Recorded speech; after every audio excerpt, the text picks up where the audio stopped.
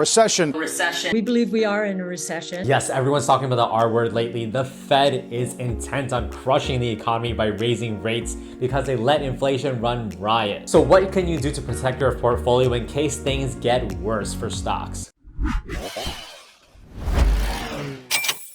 Hey, this is Chris. Welcome back to another Stock Dads video. The stock market has been brutal AF lately. If you've been buying stocks over the past month and really the past year in 2022, pretty much everything is down. But I'm going to show you 3 ways you can recession-proof your portfolio in 5 minutes. The number 1 is owning dividend-paying stocks. Dividend-paying stocks, and especially those that are trading at inexpensive valuations, have an innate value. So even though the market may be going down, at the end of the day, these companies will still pay a fixed return to their investors. A lot of dividend stocks right now pay about 4% or more. So that's nice passive income to have. Even as the stock market's going down, you're still getting cash payments credited to your account. Whereas a lot of growth stocks do not pay dividends. And according to the sector analysis, you can see that during each stock market cycle, tied to each economic cycle, there are certain sectors of the stock market that outperform others during this time. That doesn't necessarily mean that those sectors are going to go up during this time.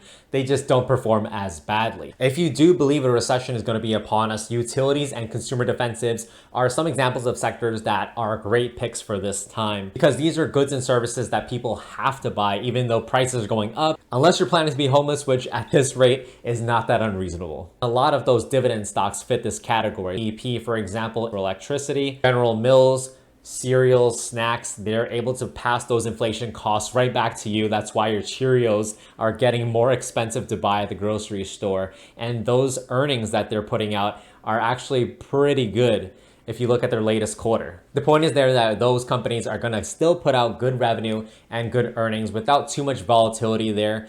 And they're not going to miss earnings estimates very much. And historically, those stocks do tend to have a lower beta, which means that compared to the S&P 500, these dividend-paying stocks are usually less volatile in the price. They're not going to fluctuate as much. Method number 2 is hold more ETFs than single stocks. Now, I know ETFs are typically not the sexiest type of investment. Tied into point number 1, you could invest into an ETF for utilities, a basket of stocks. So you're not just investing into one company, you may be investing into dozens or hundreds of companies all at once. This takes out the risk of buying one company that might go up a lot, but it might also go down 50%, and then you're out of luck. Another example of a relatively safe ETF that you may want to buy is RSP. This is the equal weighted S&P 500 index fund. And besides holding more ETFs, you may want to, at the end of the day, hold more cash. So typically investors like to say that you should hold about 10 to 20%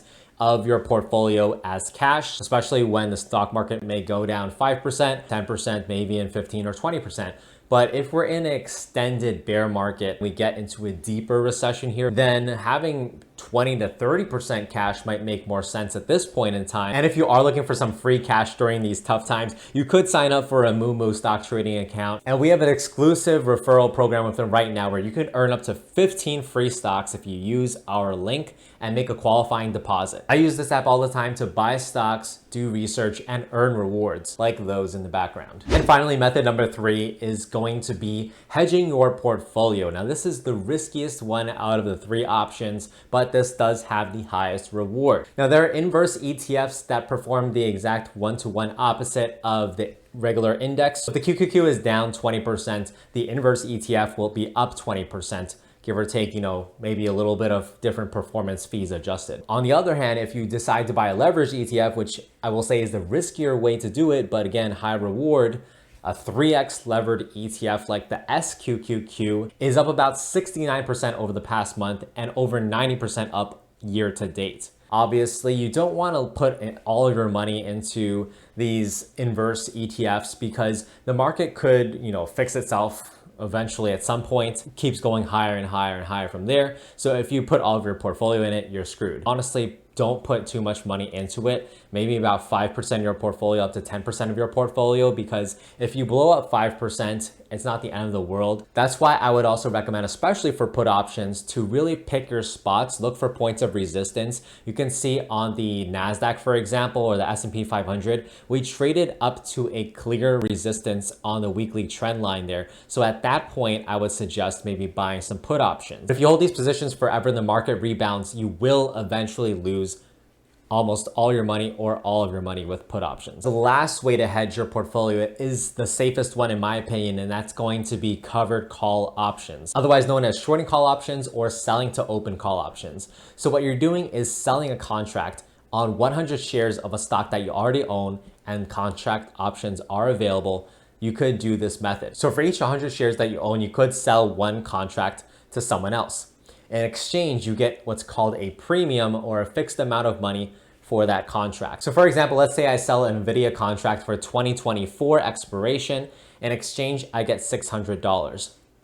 So what I could do is I could keep holding that, and come 2024, if this stock has rebounded to the price I set, the strike price, let's say $250 or $300, if NVIDIA hits that price point, I'm forced to sell my shares at that price point. Not a bad situation, and I still get that premium. But if NVIDIA stock goes down between now and then, the contract value will actually go down as well. So essentially you are limiting your downside, because if that stock goes down, you could keep holding that contract. Maybe that contract will go to zero and you keep all of that premium, or you buy it back early and you still net the difference between the contract that you sold and the contract that you buy back.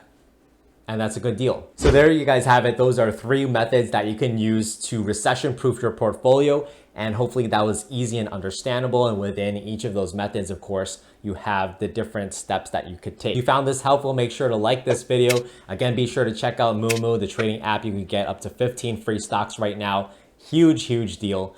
And I will see you guys in the next video.